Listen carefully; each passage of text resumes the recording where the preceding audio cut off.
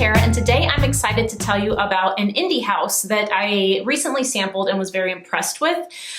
This particular house is just, a one-man show. It's a small Black-owned indie house called Maison de Darius, and the perfumer slash owner behind this particular house or company is Zach Nineveh. I'm probably pronouncing his last name incorrectly, but he is the creator behind the 5 fragrances that I'm going to share with you today.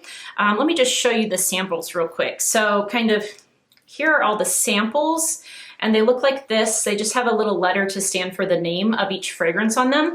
I purchased this discovery set, a long time ago, in the fall sometime. I don't remember exactly when, but in the fall of 2020.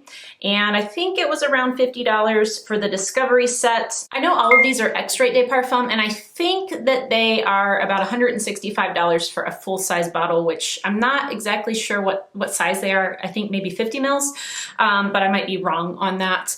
Anyway, I actually did just order one yesterday after sampling all 5 of these because I fell in love with it. It's fantastic. And I first heard about this particular fragrance house from Amina, from Experiencing Fragrances with Amina, and Eve from Eve Spider Smells. I'll link both their channels below. Also, my friend Brandon over at Da Vinci's Alchemist sent me a couple samples originally, but I still went ahead and bought the full discovery set. And Boo from Moody Boo, the one that I actually purchased, she has a review on, and it's one of her favorite fragrances or vanilla fragrances as well. So anyway, kind of giving away some secrets or some spoilers here, but let's go ahead and talk about these 5 fragrances. I'm gonna go from my least favorite to my most favorite. Before I start with the first one, I don't normally do this towards the beginning of the video, but if you wouldn't mind liking, commenting, and sharing this video, I would really appreciate that. Just because, as I'm sure you're aware, a lot of the reviews on indie houses, they don't get a lot of views on YouTube. And so if you do those things, it will help at least push this out there into the algorithm a bit. So maybe more people will see this. And I think really anytime you watch a review about an indie house, if you do that, no matter who it is, not just for me, but for literally anyone, I think that would be really helpful because a lot of these indie brands, the only way they can really get out there is through word of mouth. And if YouTube's not promoting those videos and people aren't clicking on them because they're unfamiliar with the brand names, then it's going to be hard for them to grow. And I think that, a lot of these people who are putting themselves out there and doing all this work deserve a little bit of credit or a little bit of exposure. All right, first up is one called Fiore, which is why it has the little letter F on here. And this is my least favorite. I think some people would really enjoy this, but this one it's not for me. This has musk, sandalwood, oud, I think it's ylang ylang honey, and lily. And I think it's the oud in this that's maybe putting me off a bit, but it could also be the lily or probably a combination of the two because I'm not big on either of those notes. I do like musk and sandalwood, and I do get the woodiness. It's like almost a little bit spicy even, and I'm not sure what's doing that. But honestly, I don't get a whole lot of the florals. There's a slight bit of sweetness, which obviously is probably coming from the honey, but to me it smells like a spicy, woody fragrance that's slightly sweet and has just the lightest touch of floral. So it is probably the oud that's kind of putting me off from this a bit. But if you like oud, I don't think this is skanky at all, by the way. It doesn't smell, dirty or anything in particular. But if you do really like oud and you like spicy, woody fragrances, I think Fiore would be a good one to try. Also, I'm just gonna go ahead and put this out there. All 5 of these lasted a really long time on my skin, and they kind of vary in how much they project. This one projected fairly well, but they all lasted a really long time, 8+ hours, no problem. In fact, I was testing these over the last several nights when I would go to bed. I would put them on, smell them as I was falling asleep, and all of these I could still smell on me when I woke up in the morning, many hours later. So the performance on these is fantastic. The next one up is Onore. It's O-N-O-R-E, and I'm not sure how you're supposed to pronounce that. This is another one. Actually, a lot of his fragrances contain oud, I've noticed. But this one has oud, patchouli, grapefruit, rose, vanilla, and sandalwood.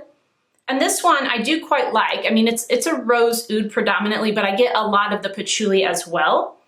Again, not really super dirty or anything, but as you know, I just mentioned that oud can be not great for me. Also, patchouli is not necessarily one of my favorite notes. Sometimes I like it in fragrances, but not always. But here, I get this sweet rose, which is probably the vanilla that's doing it. And I do like that. I really like the sweetness of it. And I do get a bit of the brightness from the grapefruit in the opening, but then it kind of dries down more into a really nice, like, I mean, it's a good rose oud fragrance. I do like this one. I think Fiore is the only one I really didn't care for. I like this one, but I think the patchouli is just a little bit too strong in this for me to really fall in love with it. But I do think this is a great rose oud fragrance. And if you like that style of fragrance, or if you like rose patchouli combos, I think that the O1, the Onore, I think that's a good bet for you. Next up is another one that I have no idea how to pronounce. I think it's Piacere, I don't know. Piacere. Anyway, it starts with a P, obviously, so that will narrow it down for you. This one I quite like. It is an amber oud combo with a bit of green tea and rose. And the amber is not a powdery amber here. It's really smooth. This is a nice smooth fragrance. This one is a little bit quieter than the first two. However, the longevity was still just as good. I do get the rose, definitely, but I would say the tea note in this is pretty subdued. I got it in the opening a bit on my skin, but as it dried down, at least for me, more of the amber and the oud came out. But again, the oud is kind of calmed down in this one too, which is why I quite like it. This one is just really smooth and soft, and it's just like kind of a cozy kind of fragrance. I wouldn't say it's like super wintry by any means. I think you could wear this probably fall all the way through spring, maybe even in the summertime, honestly, because of that green tea note that does give it a little bit of a lightness to it. But if you like ambers, I think that definitely check out the one that starts with the letter P, because that one, I mostly get like this really pretty, well-rounded amber in this. My second favorite of the 5 is called Velour, and it has the letter V on there for Velour. This one, man, this one's tempting to me to buy a full bottle, but I just bought the one for now. Velour is supposed to have caramel, I think amber and oud, but to me, there's almost like a little bit of a fruitiness in here too. I'm not sure what that could be coming from. Perhaps the oud can be a little bit fruity sometimes, depending on what type of oud it is. I don't know. It could be even like a mental association, because I think caramel is often paired with fruits in fragrances. Like it's often paired with orange or a pear note, or, you know, other types of fruits. So it could be just like berries, especially.